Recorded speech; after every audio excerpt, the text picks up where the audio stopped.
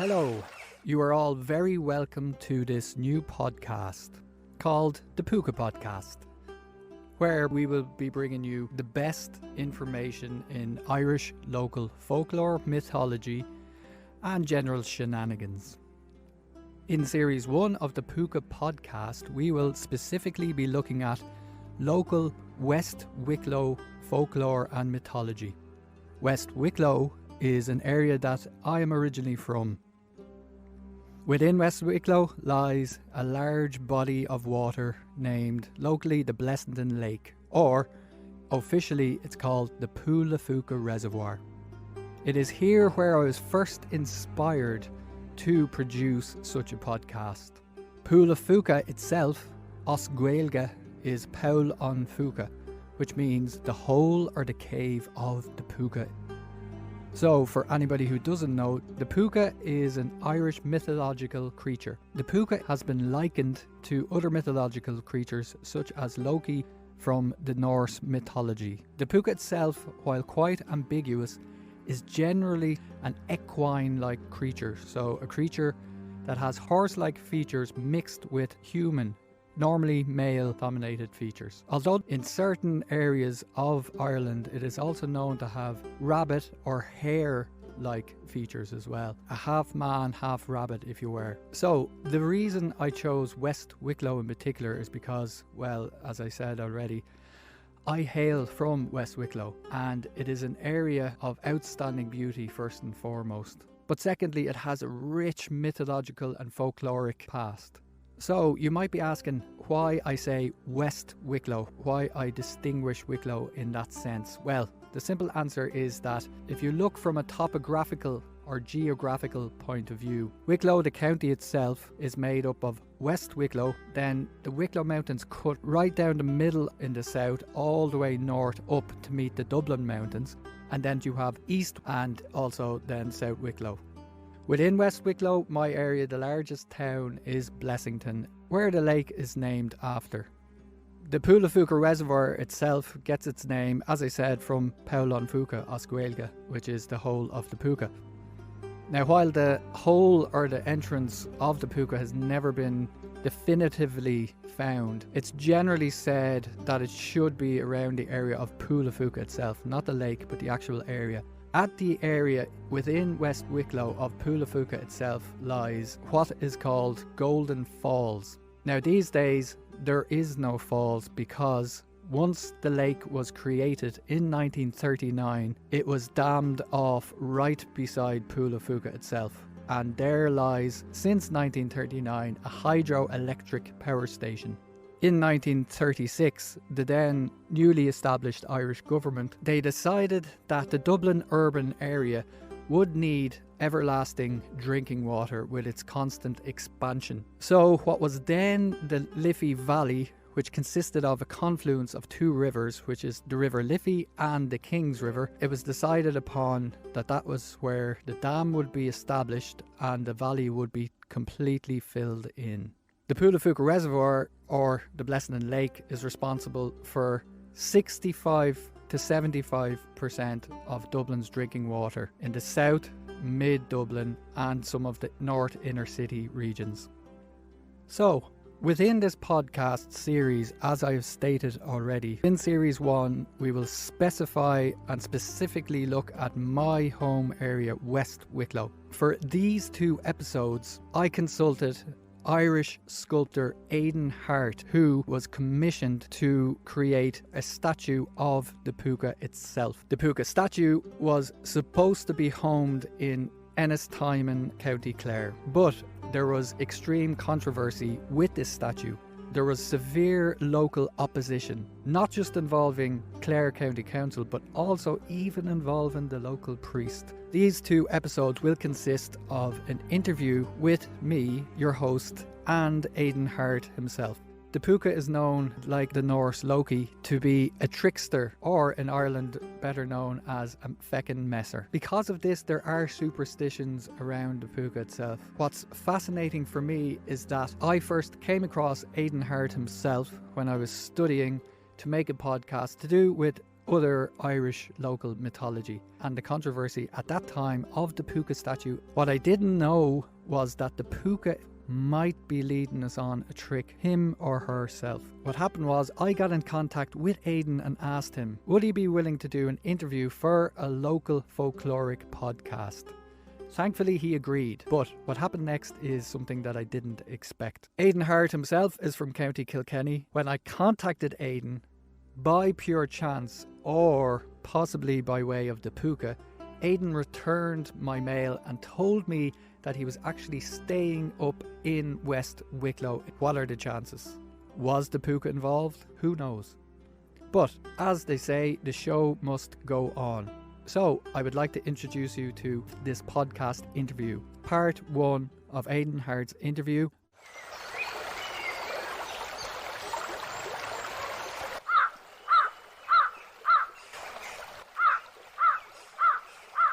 Artist, sculptor, author, film director. It's pretty much sculpting is the main 9 to 5 really at the moment.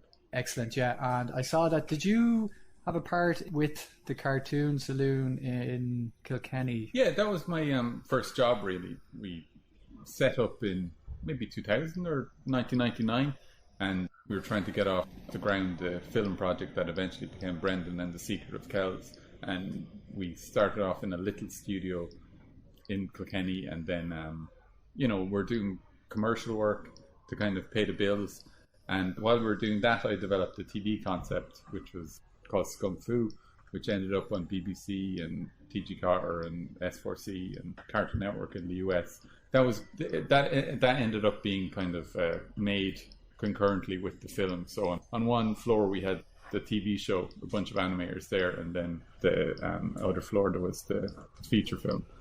I don't know if you've talked to any TV series people. They're intensive, short duration, long hour, kind of high pressure kind of situation. Like, I don't know, I think we did 6 hours of TV or something, if that's possible. And we had a studio in Kilkenny, in the Philippines, and in Vancouver. And so you're trying to coordinate all 3 of them to make several TV shows at the same time. So you've got certain TV shows, certain episodes in storyboard, other ones in production, and then other ones in post-production. And it's this constant churn, like you're reading scripts of episodes which might be made, and you're doing final sound post-production on other episodes. That was kind of like the culmination and peak of my animation career. And it was, great and very satisfying to have a show on TV, which is, it's kind of like the goal really. And it did well. It got an IFTA in Ireland and a BAFTA nomination and sold all over the world. But just at the end of it, I was like I had this scrawl for sculpture and fine art sculpture, which is kind of the opposite from commercial animation, which just because of the budgets, your audience is like it's a young audience, so the stories are all kid friendly, and it's definitely like the artistic quality is very high, but it's not classical art like that. I was interested in as well, and like anytime I ever visited, European capital, I go to museums, and I'd be interested in the paintings, but I'd be, enthralled by classical era sculpture. You've done a bit of stonework. I was impressed on it on a technical level, on just anatomical level, and just the style and finish that, like, especially 19th century French art attained. And going around with my now wife, Brona, and she was asking me how they made some, and I, like a typical guy, went, well, I suppose they just... And then, like, I was stunned into silence, thinking, I don't have a clue how they made this. Yeah. So, and then I said, how would you go about making this? I started looking into, classical ateliers that exist today, who are kind of trying to bring back trying to keep alive that 19th century French training.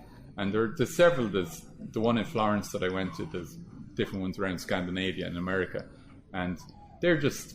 You're, learning the same way that guys like, Delacroix and Ong and Michelangelo would have learned. And it's just an unbelievable training. And because I had kind of the background in animation, so I was a decent draftsman. And then coupled with that, intensive education where you're learning a technique, like that set me on a good stead to start sculpting. So, which I kind of did in about 2009. I came back to Dublin and just started making sculptures. So you went from, did you say, was that Florence back to Dublin then in 2009? Yeah. Okay, yeah, I saw that on your website. Italy's great. I was in the north. Yeah. So I was in, France is kind of north. It is, yeah. I was very close to Florence now. I just went to Venice and a few other, Padua was a small city, Verona was a magnificent medieval city. Yeah. Like, literally, what I loved about that area of Italy, and Verona for me in particular, was being an amateur artist, drawing being my medium. What I found is I took my phone out with the camera, took a photograph, and it's done. It's a medieval city.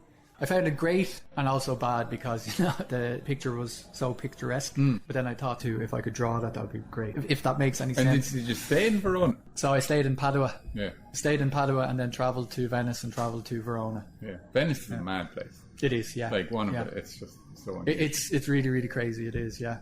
It was interesting to see, because unfortunately with global warming and however length of time, it's not going to be there, so. Yeah, it's sinking. Get it while it's hot. Exactly, yes, yeah. Yeah, so I was going to ask what your favourite medium is. No, when I was in Florence, I was because I've always been interested in writing, and I conceived the TV show, and I'd be an avid reader. When I was in Florence studying, I conceived a kind of idea for a fantasy novel, and it was based on medieval Italian history, which I was, you're surrounded by Italian cities. The best of them, they have this preserved centre, which is like like a museum you're walking around. In Tuscany, you have this kind of history, kind of a pre-Renaissance history of medieval warring states, like city-states. Florence, Siena, and Pisa, they were commercial rivals, and like hurling rivalry. Like every so often they used to put on the suits of armour and march out and kill each other. So there's and then in between Siena and Florence, there's a town called San Gimignano, and you often see it on postcards. It's got these kind of they're like slender skyscrapers, but they're medieval structures. They're towers, so like each family would have built their towers. And I thought this was like a great jumping off point for a kind of fantasy, which martial arts, which I'm very fond of, or martial arts movies anyway, with this kind of medieval warring states, warring families scenario. So that was the book that became a Renacon, which was published by Joe Fletcher Books in Britain. At the time they were publishing called Quercus, that was recently bought out by Hachette, and so that got reprinted in America as well. So it was pretty good. It ended up being a trilogy. It was a trilogy not by design, because I conceived the first book and that was it, but then particularly with fantasy these days, it just has to be a trilogy, because I don't know, because of like the original Lord of the Rings films, and then The Hobbit, which shouldn't have been a trilogy. Yeah. Well, there is that. It's just that they think it's like an investment. Yeah. You make it, but then also, like say with like a crime genre, people just want a quick, sharp hit of ultra-violence and a clever solution. But with fantasy, people love the expanse. They love all the detail. They love the readership. They're like me. They're big nerds. Exactly. Whether it's Tolkien or George R. R. Martin or even yourself, myself, and I think yourself maybe, and readers of fantasy, they love the history. They love the background. Is nearly more important than the characters. It's this expansive thing that goes back hundreds or thousands of years, and very much like our own actual mythology or that, which involves the Púca and other various folkloric type things, you know. They love it, they really, really get into it. Yeah, so talking about your sculptures and that, so I took note that you did a mixture in the beginning, but I noticed the trend of mythology first of all, and Greek mythology like the Minotaur, Nymph, Odysseus. This zoomorphic style, seems to be prevalent there from the beginning. I suppose what then led you back to Irish mythology, and what led you back to the Púca? Yeah, well, I wouldn't. I'd say the classical mythology that informed, continues to inform a lot of my work, but particularly my kind of first collections was simply because a lot of the work I was studying in Italy was classical stuff, sculptures of Apollo, and so I was interested in the technique and that era and the style, but then you kind of absorb the mythology. And plus the classical mythology, Greek and Roman, is, it's so well documented. Then later on Dante sort of regurgitating those classical myths. It's like the author Borges. There's two stories in Western literature. One's a story of a man lost at sea trying to get home to his wife, and the other one is of a god nailed to a tree. So Christianity informs everything about our culture, whether we like it or not, whether we believe or not. It's there in the same way the Roman runes are there. It's just the bedrock. And so that's why classical mythology was always appealing to me. I loved those stories since a kid, and the characters are so vivid. And my first collection was based on Dante's Inferno, which is kind of like a mix of medieval Christianity. It's like classical myth seen through the prism of a medieval Christian, Dante going to hell and encountering all these monsters and creatures from classical myth. I mean, there's just simply the visual element of it. They have a great personality, and you don't really need to explain too much when you make a Minotaur, because people, they have a half bull, half man. You see that it says to you immediately, this is something about the bestial side to man's nature. I mean, it's quite obvious. And that's, with sculpture, unlike painting, for example, or drama, you can't really tell that complicated a story. And that's, it's a good thing and it's a bad thing. It just means that you can have a sculpture with props or, a guy in clothes or whatever, but it doesn't look great, usually. Like if you look at a lot of modern sculptures of modern leaders, they kind of lack, even if they're well executed, they sometimes lack a bit of gravity. They lack a bit of dramatic heft. A classical nude, it's the way we all look like when we get out of the shower. So it says something to you regardless of, your ethnicity or your background. It just says this is our common humanity. And the simpler the better in a way. So the most famous, most revered sculpture is Michelangelo's David, and it's it's simply a nude guy. So you have to keep it simple with sculpture, and the characters in mythology, they do keep it simple. They have these complicated backstories, but they have that visual element to it, which I guess they were folk tales that were told to people, so that's how they kind of begin.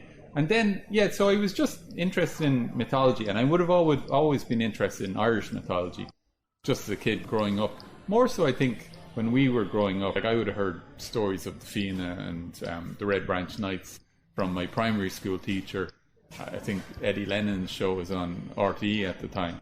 And I lapped it up because it's, in an Irish setting, people with Irish names fighting, ogres and Balor of the Evil Eye and stuff. So it's fantastic. It's a fantastic mythology, but it's not as well known by a general audience. So, if you are to do a statue of, Cuchulainn, that's not going to mean a hell of a lot to a Norwegian person. Whereas if you do ironically, most Irish people will know more about Scandinavian mythology than they will know about their own mythology. So we all know from the Marvel Thor films, like we know the family relations of Thor and Odin and Loki and Freya or whatever, but we don't have a clue about Lugh of the Long Arms or his relation to Balor of the Evil Eye or Cuchulainn. And this is all most people would have heard Cuchulainn, but there's an elaborate backstory. And I mean, part of that is to do with how scanty and patchy Irish mythology is. But it's also, I think, to do with our, don't get too pseudo-intellectual here, but our kind of post-colonial inferiority complex, that we're a bit behind the door about our own mythology.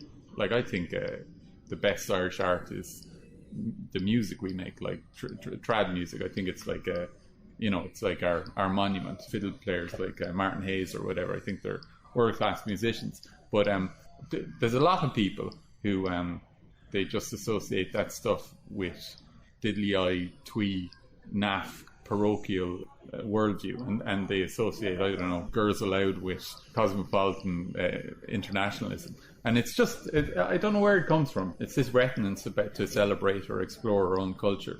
And I mean, I'm not trying to change anyone's mind or anything like that. I just I have always been interested in it, and there's certain characters like the Púca, for example, that are particularly, they were particularly charismatic to me. The characters that I would like, because my stuff is kind of dark, I suppose. Apparently, I mostly sell to guys.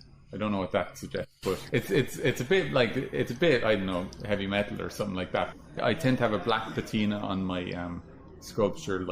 I always like the way Rodin did that with his sculptures. I think it kind of gives them a brooding intensity, and I want that kind of slightly uncomfortable feeling with the work. And with the characters that I would sculpt, I'm not necessarily trying to do these kind of pretty depictions of beautiful girls or anything like that. I do like stuff that's a bit raw and animalistic, muscular, and has a slight edge to it. And so the Púca character definitely has that, because he's, I guess it's important to make a distinction between folklore and mythology. Mythology is, the very old Bronze Age stuff that's come down in epic poems. And then folklore, stuff some guy made up like a couple of centuries ago, or it's, a more vernacular kind of version of the mythology, where it's got watered down, it's got mixed with local stories. For example, like the Púca, you've got variations of those stories here in Wicklow with the lake nearby. But then, as I was doing my first public commission down in County Clare, there's Púca stories all over. And I was at pains to tell, when the controversy arose, to tell all the people who were saying, one of the lines of objections was that there was no Púca stories in the town of Ennistymon in County Clare, where the sculpture was destined to go. To me, that seemed, although that was technically true, there isn't. And there's the National Folklore Collection in Ireland has a kind of database where you can enter in, Banshee and Limerick, and you can find every variation of that. And the fact is, there isn't one specific to Ennistymon. But for sure, there's plenty of Púca stories in County Clare, and he's ended up 10 miles down the road in Carron, near the Burn, in a place that's called Pool na Púca, like the place in Wicklow. And so it just seemed like a trivial kind of parochial vanity. I mean, that's fine, they didn't like it. Some people didn't like the sculpture, but that objection seemed a bit dopey to me, because I don't think all art necessarily has to be based on some event or something that happened in that specific town. I think that's very limiting. Like Michelangelo's David is in the middle of Florence, and obviously David is it's a biblical story about Israelite shepherd fighting this big giant, medieval Italy. Well, I mean, the Florentines, they said, he's a guy fighting a big giant, and we're a small republic fighting the French and Milan. So, they kind of crowbarred the story in there. But really, who gives a damn? It's just a symbol, and they held up to it. And, Florence has done very well by that. So I didn't see why it should be a a deal breaker. But it didn't work out in Ennistimon, and so it's gone to a place nearby which did take it with open arms. So in a way, I was happy with that outcome. A stressful couple of months for me. And isn't it interesting that we've hit on there that something like the Púca, as an example, has so many local variations. So there's this like almost ownership, you know what I mean, in folklore, as you just said. It's my Púca, so our version of the Púca has to be different to the next towns over. And in the same breath, somewhere like Ennistimon still said, well, no, that's not local to here. No, there's no Púca stores here. We don't want it. So it's like, it's a very Irish thing, oxymoronic, you might say, this wanting to have your own unique version of something. When somebody builds a sculpture and wants to put it in the town, it's like, oh no, we don't want that because it's not local to us. Yeah, I mean, well, it's like, I don't know if all of those objections were deeply held. Like, I think a lot of people simply didn't like the sculpture. There was a bit of a, what the hell is this kind of reaction? Because it is an unusual looking sculpture. And then, there was kind of a bandwagon element too. The whole controversy kicked off in the middle of, I think it was the second lockdown, which it's thankfully in the distant memory now, but like everybody was spitting mad at the time, and going crazy because, how many Zoom quizzes can you possibly have? So people were looking for a fight, and then this thing happened, and, the national media found it silly, and there was the delicious element of the priest giving out about it on the altar, which just seemed like such a surreal Flann O'Brien element to it. So that's why it appealed to national readers. Then that was good in getting pictures of the sculpture out there, which is really what like my aim as an artist is, and pretty much any artist is. You're trying to express yourself, and then after you've done that, you're trying to get it in front of eyeballs. So that was good from that element of it. But it didn't actually help me in solving the problem we ended up with in Ennistimon. In fact, it made it worse, because it's like any kind of controversy or argument. The more you push, the more resistance you get. And so there was a whole, like, some people, I've no doubt the majority of people in Ennistimon were completely indifferent to the whole story one way or another.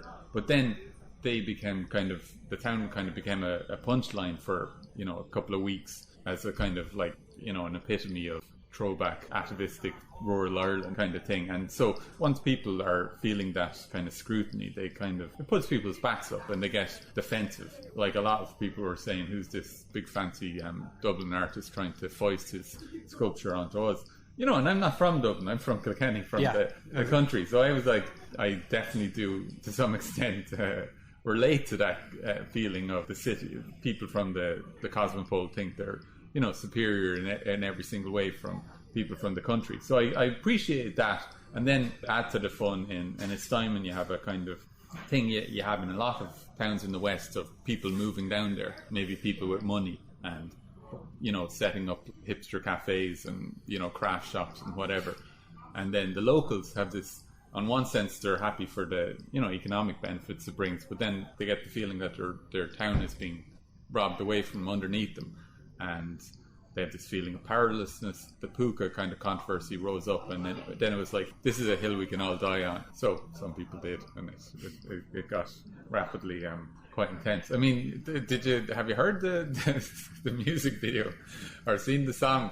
I did, as part of my research. I couldn't believe it. I didn't actually come across it initially in 2020 or 2021. Yeah, it didn't reach the Hot 100 or anything like that. Holy cow, that was the depths of the controversy. And that was kind of when I knew this thing is not going to get solved. The county council, which was mediating the thing, which commissioned the sculpture, they were in a tricky situation because they're doing services for the county. They're also commissioning this artwork.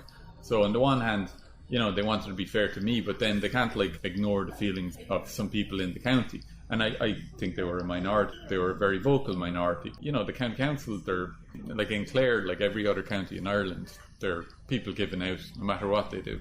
They build a bridge. Why did you build a bridge? They don't build a bridge. Why didn't you build a bridge? It was tricky for them because they couldn't say, well, yeah, get lost. They have to deal with these people, next week and the next year. And forever, basically. So they didn't want to, completely ignore those people. But the whole situation was very unusual. Like it doesn't happen very often. People give out about sculptures, but they usually give out about them like after they're put up and they can see them. Like the whole thing with my one, unfortunately, it was only based on images of the clay sculpture that were circulated like on WhatsApp groups and whatnot. So it wasn't like people actually got to see this thing in the round when the controversy arose. And so like I was quite worried that it would never get cast. And then there was a part of me that was thinking this whole thing is, it's the Púca up to his old mischief, because he is like a trickster who likes to wrongfoot people. So I was wondering if maybe I offended him. As I spoke to you earlier about the Púca being a trickster, quite strangely as well. So as part of the research, I had, like I said, from about 2020, I became aware of yourself, and then the Púca statue kind of after that, which led me into research a bit about you and your artwork. And then I got in contact with you, wasn't too sure if you'd be willing to do an interview or not. And as the Púca strikes again, as we might say, it turns out that you moved up to where I'm from in West Wicklow, around the Blessington area. So I really thought to myself, this is it. If you're a non-believer or a believer in these things, I thought, Jesus Christ, Yeah, so how far are we from the Pool na Púca Dam now? My home place? Yeah. I would be about 4 miles away from the Pool na Púca Dam.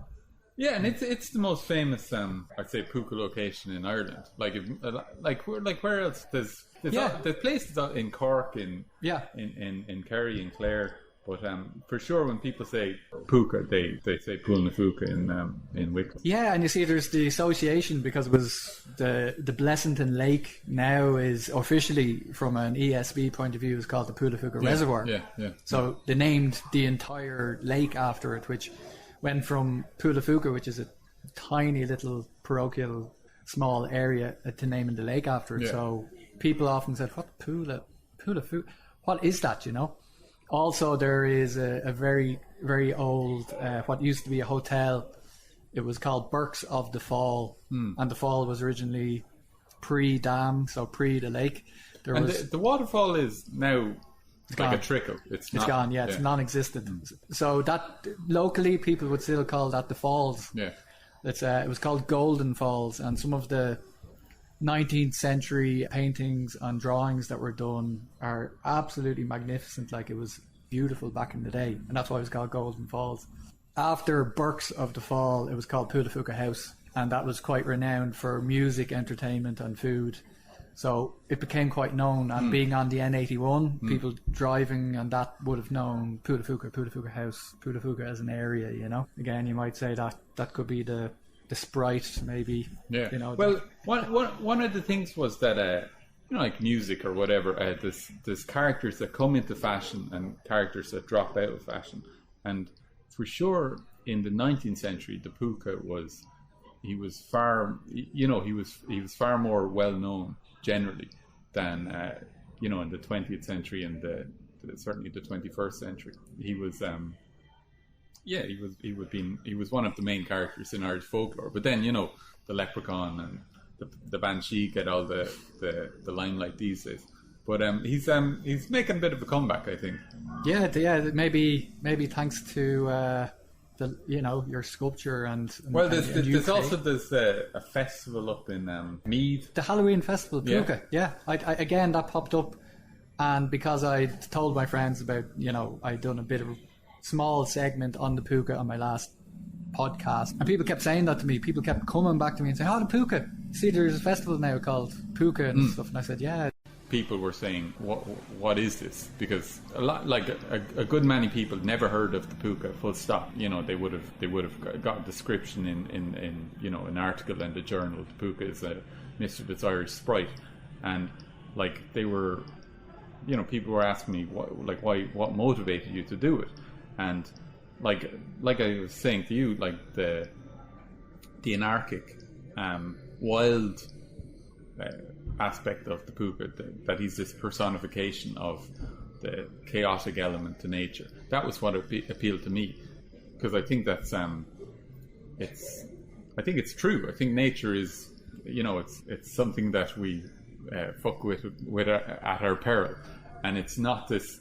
There's this kind of idea current these days that everything will be fine if we just get out of the way of Mother Nature. But Mother Nature is she's not that motherly. You know, like nature is cruel and random, and you know, it's bloody, and it's kind of like a war of you know, the strong against the weak, and it's, you know, it's tough. And I think the people who were telling the original folk tales about the Púca, farmers, labourers, you know, illiterate people who, you know, they weren't unintelligent because they weren't like us, you know, sitting all day at typewriters, but they were definitely more in tune with nature than us, and they did not have our rosy tinted view of nature. They knew it was a, you know, a serious force that you treat with caution, and you take it seriously, or God help you. And so I think like the Púca was a way of them expressing this kind of barely harnessed terror that you're dealing with. And I love that story.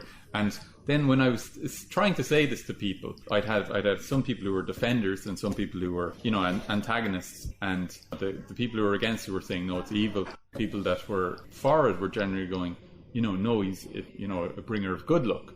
And I was between those two positions, because I never thought that he was either one or the other. I liked the fact that he was this kind of unreliable character who could, you know, do you down or bring you luck. You know, that's even more scary than somebody who you actually know what he's going to do in any given situation. Well, like, I mean, it's why I think horses are, and obviously the sculpture, just for listeners, is a kind of a man's body. He's dancing a jig and he's got a horse's head.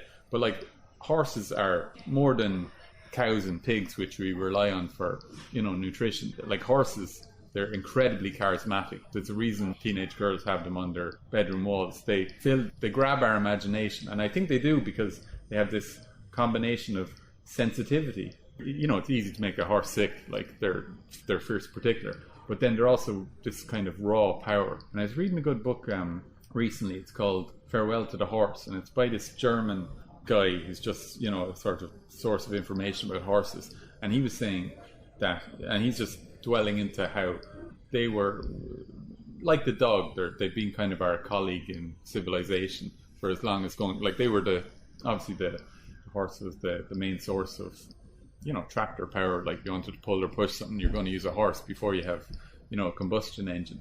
And he was talking about how in World War One, hardened soldiers who were used to the experience of seeing their fellow soldier die, when they saw horses die, like, it gave them nightmares for decades after. Like, they could not stand the horses to be in pain, because I don't know if you ever seen like a scared horse. It's scary. Like, their eyes bulge, they start foaming at the mouth, they show their teeth, and it just makes you, you know, nobody likes an angry bull, but if you see like an angry horse or a frightened horse, it just disturbs everyone in the scenario. I don't know what it is. They're like they have this, you know, they're intelligent animals, and it just gets under your skin and makes your, I don't know, skin crawl or something about it. And there's a sculpture that I really love, and it's on the Parthenon in Athens, the Elgin marbles, which were brought over by Lord Elgin, and they're now in the British Museum. And it's like a horse's head, but it's kind of a war horse. And he's got this intense, I mean, he's a fighting horse, so he's in the middle of battle, and I don't know if he's panicked or he's angry or whatever, but the eyes are bulging and the mouth is kind of distended, and it's just it's a really intense image. And so that's kind of part of what I was trying to get across with the Púca. And at the same time, it's kind of got this silly element to it as well, so it's, you know, it's a mix of a few things. I'll take this opportunity at the closing of my day, for to compose those verses, though my ones is sad to say, to pay a tribute to my friends, the country all around, and likewise those few neighbours left a place called Balnahound. And that was the late Ted Balfe singing the Ballad of Balnahound.